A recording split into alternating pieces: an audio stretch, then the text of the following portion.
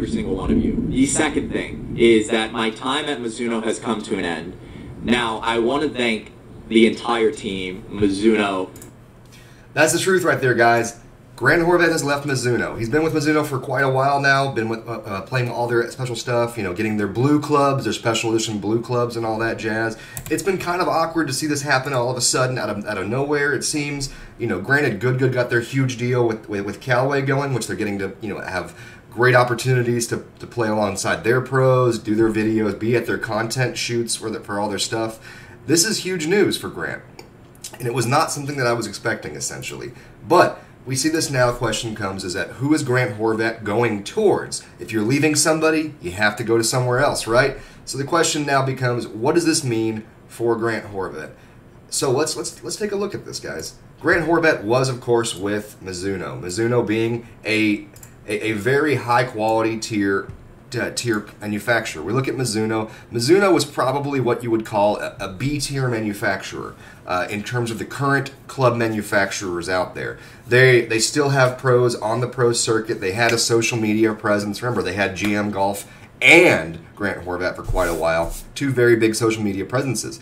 Granted, they're losing a huge amount right now with, you know, GM Golf leaving and Grant Horvat leaving, which is a lot more detrimental than you might think.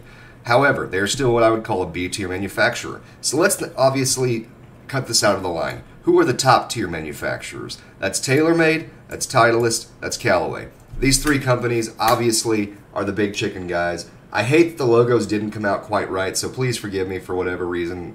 Darn you, tier maker, for not having the best copy pasta when it comes to logos. I should have done better. Anyway, but the point is that these three are the big chickens, the Titleist, TaylorMade, Callaway. Those are the guys that pretty much every pro would sign up for, or you know what I'm saying, like they're all over the place. The next tier down is and there's very small differences between this tier and that tier. This tier is more likely to have a major champion come from their current crop right now. This tier still has plenty of pros on the roster. They're just not quite like, you know, the top 40 type guys right now. So A tier, we have Cobra, we have Bridgestone, we have you know, PXG. That's going to be kind of your and also Ping.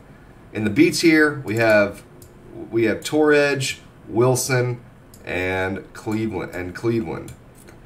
So this is kind of the regular tier that Grant's been at right now with Mizuno. He's been with the guys that, you know, they have players who were the big name at some point, still are a big name amongst like fan circles, or also have some emerging young talent that hasn't quite been catching the eye of the big guys yet to really get the big giant contract.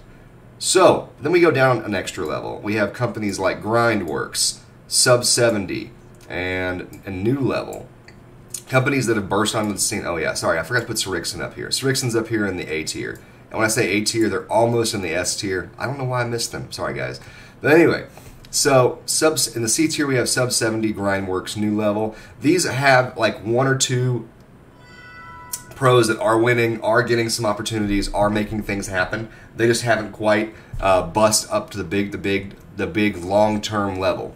I would say the difference between the B tier and the C tier is not so much the quality of who they have on their roster. It's more of just these companies are still relatively newer than these companies. And yes, I didn't put the Japanese manufacturers up here. I didn't put Miura. I didn't put a couple of those other, you know, Japanese exclusive manufacturers. And I want to say Japanese exclusive. You know what I'm saying? Like most all of their representation is going to be from Japan.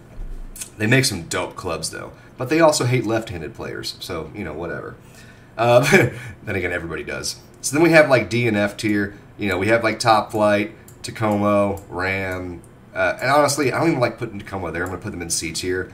But we have like all of these. We have all of the infinite, a billion internet line clubs. When we have Top Flight, which for whatever reason, because Top Flight's name is Top Flight, it's just like, nah, I'm good. Like I'm good. Like I'm good. I'll play with something else.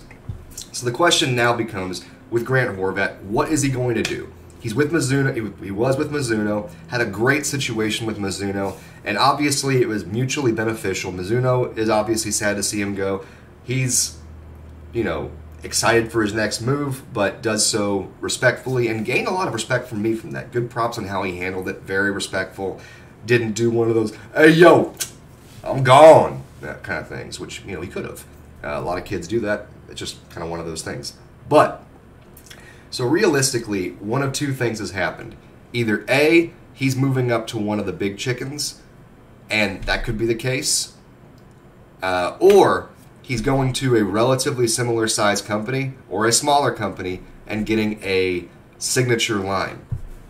And that's what I think is happening more likely. I'm more likely to think that Grant is going to a smaller brand or just a brand that's willing to dedicate a signature line to him. Mizuno and all these club manufacturers have done their job to support the good type players in the past. You know, we've seen Cobra go out of their way to get a secondary set for Matt Scharf whenever, you know, the airport luggage loses his clubs, because the airports just do that. We saw that also for Mizuno, where Mizuno did what they could to take care of Grant and Garrett whenever they went to England to play with Rick Shields on the JMB courses, and we saw that they got their clubs lost. Mizuno scraped together, got some extra clubs for them. So the question now becomes, if they're leaving a situation like that's mutually beneficial, that's helpful, who are they going? Is he going to? And I don't actually have an answer for you about who he's going to, but I just want to ask the question. Out of all the companies out here, and as far as the manufacturers of clubs, which company do you think Grant Horvat has the best opportunity to get his own signature line with them?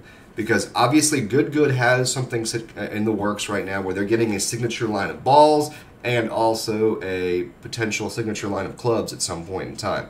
So, that being the case, what is Grant Horvat getting? Where is Grant Horvat going with this? He's leaving. He's left Mizuno. They've made the announcement for him publicly leaving Mizuno. Hasn't made the announcement of where he's going yet. Who is going to be the signature line that he goes to? Because wherever he's going, I have a strong feeling he's getting a signature line. I don't see him making the jump to an S tier, to a TaylorMade, a Titleist, a Callaway, or even a Srixon. However, you know, there's plenty of other manufacturers out there that would be more than willing and excited to have Grant Horvat in their lineup. So the question is now, which one of them is most likely to give Grant his own signature line? Let me know in the comments below what you think.